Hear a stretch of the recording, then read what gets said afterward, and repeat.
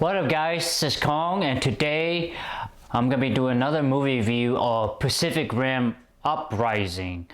First I want to let you guys know that I saw this movie twice, one on the big screen on the IMAX and then one on the standards.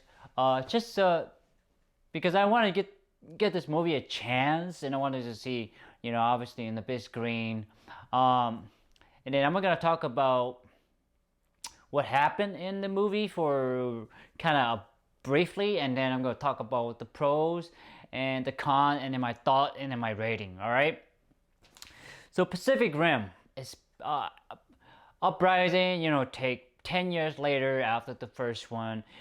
They supposedly defeated the kaiju and the precursors. So they think, and there's a plot and twists, and the kaiju was able to come through the rift under the water, and then there was three kaijus, and the three kaijus become one, and they gonna go through Mount Fiji and explode and wreak havoc on Earth, and the kaiju, the precursor can come over, they can harvesters, I guess you can say. So that is just the gist of the movie. Now I'm gonna talk about the pros. The pro what I like is I like John Boyega and Kaylee Spendy. Sorry if I say her last name wrong. I mean, they're a great character, but I think John Boyega really steals the spy. He was the shining light of the movie for really the entire movie. The action at the end is really it's great. It's like really it's beautiful. Not beautiful, but it's like seamlessly. It was nice that you get to see them in daylight. Not that I didn't like to see the monster and the kaiju fight at nighttime. It's nice to see them fighting in the daylight. Like the fight between Gypsy Danger and the Rogue Jaegers. I thought that was cool to see another robot-to-robot fight. It was cool, it was unique. I was like, this is what they have to go fight if there was another robot. I thought that was kind of cool. Baron Gorman have more screen time in this second movie, which I like because they are scientists and they're supposed to have more. They have the expertise in science, theoretical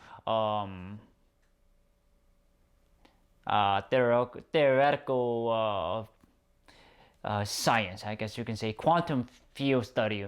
That sort of science related. And Charlie Day friendship depart from Dr. Gala, would be Baron Gorman. Obviously, as you will find out in the movie, is that Charlie Day, Dr. Newt, is possessed by the precursor because he riffed with one of the kaiju brain, and he called her Alice. So you can see the relationship departure. They're no longer friend, and you kind of think about it, they were not really friends at the beginning to start with anyway. I like that there was a twist that, like I said earlier, Charlie Day is possessed by the precursor. He was the one who built the Rogue Jaeger, and he was the one to release all these mini robot that help combine the three kaiju into one big formidable creatures. Kaiju. I thought like he was instrumental in bringing the kaiju over, creating chaos, creating misdirections, and that sort of thing. It's like, okay, I like the twist. That was interesting. I like the cool final Jaeger. I mean, this big Jaeger, they never really give it a name. Not that I can recall, but it was kind of interesting because when combined, it still retained 3 brains, and it has 6 legs. I thought that was interesting. It had giant jaws, and I thought that was like really unique. It was like, oh, okay, I like that kind of design. It's like we never saw a 3 combined Jaeger before, and we never saw a 6-legged Kaiju, that would be interesting. Who knows they will come up in the next movies. We'll talk about that for another day. Now let's, oh, and also this unique Jaeger design. They're really unique. Brace of Phoenix, Bravo, I believe, Gypsy Danger. There was another one. It's like the design of the Jaegers are really unique and they're really interesting. They're really distinct from one of the others that you can pick out. And like, okay, I know that Jaeger. Now let's talk about the con.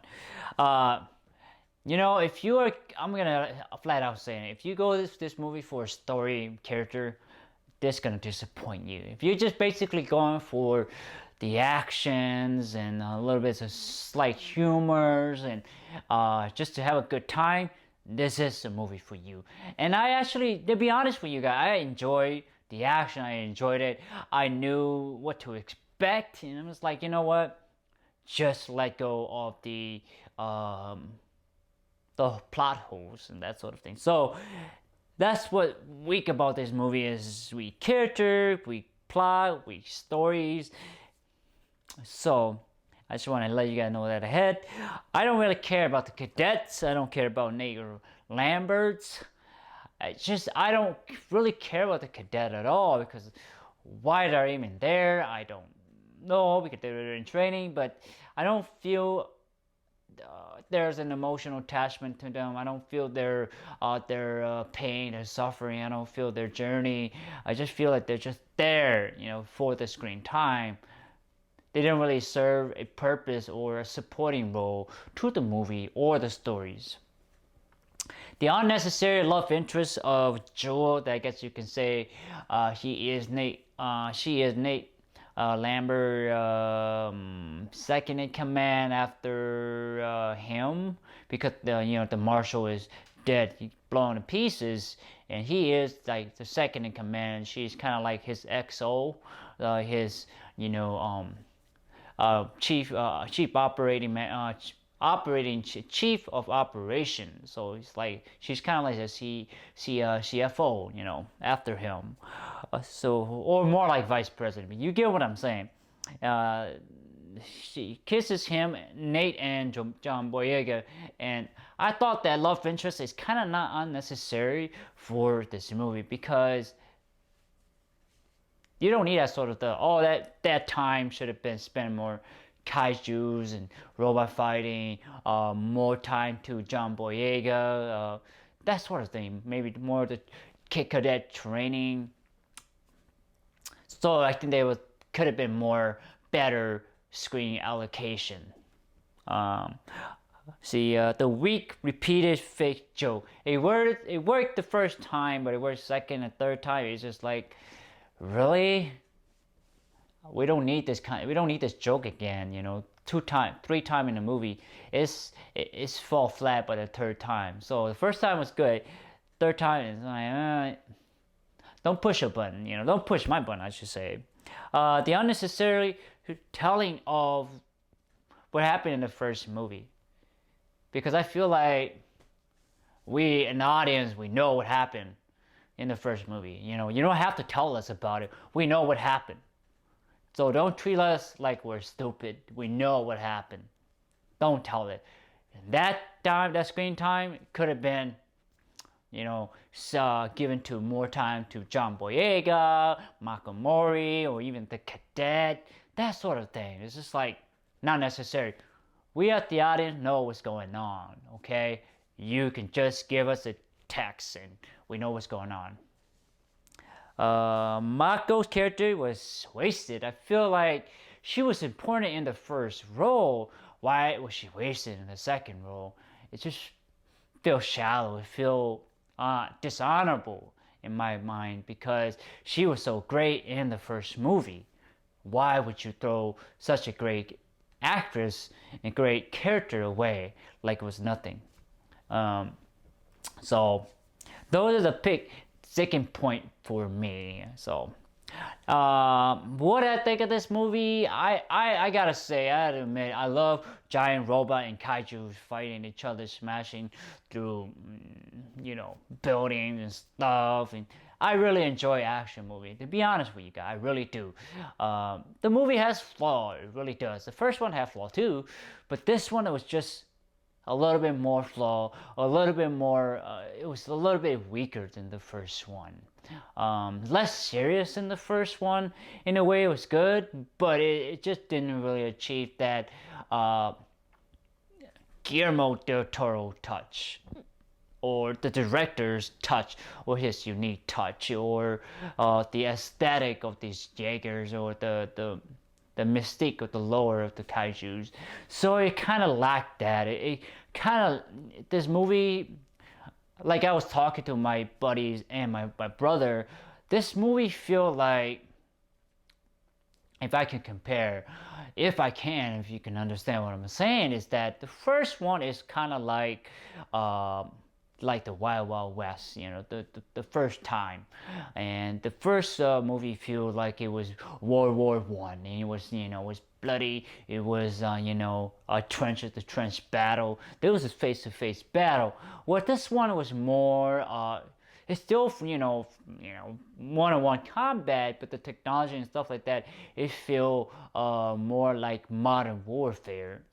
So to me, it feels like a little bit disconnect. It doesn't feel personal. It doesn't feel like we are on a journey with these Jaeger pilots. Don't I? To be honest with you guys, I don't feel the connection with these Jaeger, the pilots. As much as I love the action sequence was really great. It really does. The only thing I kind of not like this action sequence, to kind of go back to the con, is that the final solution to really eliminating the kaiju was to go up in the sky and then come down and cut it in half. And the way they was shot, we zoom out so fast that we don't really know what happened to the kaiju. So it was just like, what happened? Did a kaiju got hit in the face? Body got cut in half? We don't know what was the severity of the injuries. So, but overall, I enjoyed the movie. I liked it. Like I said, I'm gonna repeat it again. I love the actions in the last third. I mean, the last third is probably the price of the mission for. You pay for the price of the mission. The second, the first half, the first 2/3 of the movie is just didn't really build the character. Didn't really build the climactic. Didn't build the foundation for the story, unfortunately. So I give this movie a rating of 6 out of 10. I would recommend if you enjoy action movie and you like giant robot, giant monsters, then I recommend you go watching. But if you're a kind of person sort of like me, or you want a great story, great characters, and great dialogue, everything, then you're gonna be slightly disappointed. For those kind of people, I would not recommend you go watching it, because you will be disappointed. You will be. I just think you will be. But I enjoyed it, so I'm gonna give it a 6 out of 10. A little lower than the first one. I feel like the first one was more personal, more authentic, more of that Wild Wild West feeling, more of World War One battle trench fighting.